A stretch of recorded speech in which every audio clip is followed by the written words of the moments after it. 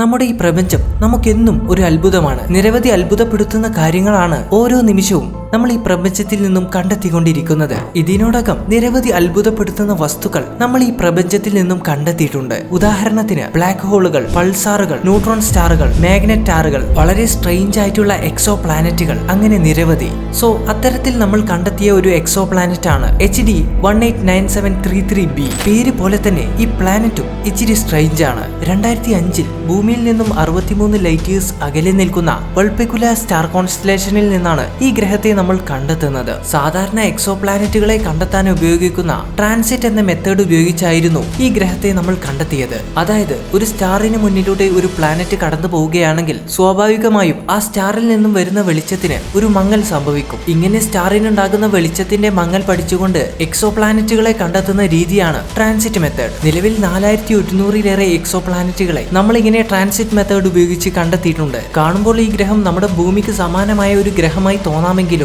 Actually ഇത് നമ്മുടെ ജൂപ്പിറ്ററിനേക്കാളും വലുപ്പമുള്ള ഒരു ഗ്യാസ് ജയന്റ് ഗ്രഹമാണ്. കൂടാതെ ഈ ഗ്രഹത്തെ നമ്മുടെ ഭൂമിയെ പോലെ നീല നിറത്തിലാണ് കാണപ്പെടുന്നത്.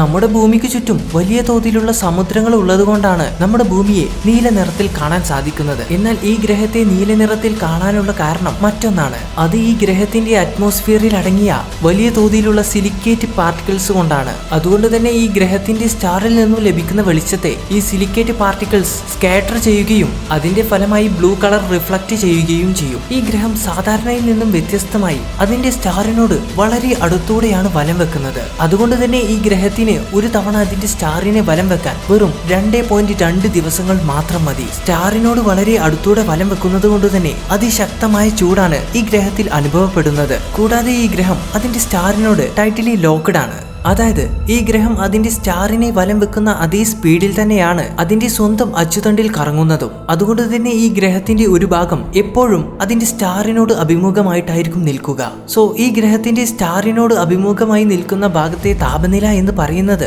ഏതാണ്ട് 1700 ഡിഗ്രി ഫാരൻഹൈറ്റ് ആണ്. എന്നാൽ സ്റ്റാറിനോട് ഓപ്പോസിറ്റ് ആയി നിൽക്കുന്ന ഭാഗത്ത് ഏകദേശം 1200 ഡിഗ്രി ഫാരൻഹൈറ്റ് ആണ് താപനില. ഈ രണ്ട് ഭാഗത്തും കൂടെ ഏകദേശം 500 ഡിഗ്രി ഫാരൻഹൈറ്റ് ആണ് താപനില വ്യത്യാസമുള്ളത്. ഈ ഒരു കാരണം കൊണ്ട് തന്നെ അതിശക്തമായ കൊടുങ്കാറ്റുകളാണ് ഈ ഗ്രഹത്തിന് ചുറ്റും വീശിക്കൊണ്ടിരിക്കുന്നത്. കൊടുങ്കാറ്റ് എന്ന് പറയുമ്പോൾ ഏകദേശം 5000 km/h വേഗതയേക്കാളും കൂടുതൽ വേഗത്തിലാണ് ഈ ഗ്രഹത്തിൽ കാറ്റ് വീശിക്കൊണ്ടിരിക്കുന്നത്. അതായത് ശബ്ദം എയറിലൂടെ സഞ്ചരിക്കുന്നതിനേക്കാളും ഒരുപാട് വേഗത്തിൽ. എന്നാൽ ഈ ഗ്രഹത്തെ മറ്റു ഗ്രഹങ്ങളിൽ നിന്നും തികച്ചും വ്യത്യസ്തമാക്കുന്നത് ഈ ഗ്രഹത്തിൽ പെയ്തുകൊണ്ടിരിക്കുന്ന മഴയാണ്. നമ്മുടെ ഭൂമിയിൽ മഴയായി പെയ്യുന്നത് ജലമാണെങ്കിൽ ഈ ഗ്രഹത്തിൽ മഴയായി പെയ്യുന്നത് ചില്ല് കഷ്ണങ്ങളാണ്. അതെ, ഈ ഗ്രഹത്തിൽ ഇങ്ങനെ സംഭവിക്കാനുള്ള കാരണം ഈ ഗ്രഹത്തിന് ചുറ്റും സിലിക്കേറ്റ് പാർട്ടിക്കിൾസ് കൊണ്ട് രൂപപ്പെട്ട ധാരാളം മേഘങ്ങളുണ്ട്. എന്നാൽ ഈ ഗ്രഹത്തിലെ അതീവ ചൂട് കാരണം ഈ മേഘങ്ങളെല്ലാം ഉരുകി ചില്ല് കഷ്ണങ്ങളായി ഈ ഗ്രഹത്തിൽ മഴയായി പെയ്തുകൊണ്ടിരിക്കുകയാണ്. ഇനി നമ്മുടെ ഭൂമിയിൽ ജലത്തിന് പകരം ഇതുപോലെ അതീവ മൂർച്ചയേറിയ ചില്ല് കഷ്ണങ്ങളോ അല്ലെങ്കിൽ ഐസ് കഷ്ണങ്ങളോ മഴയായി പെയ്യുന്ന ഒരു അവസ്ഥ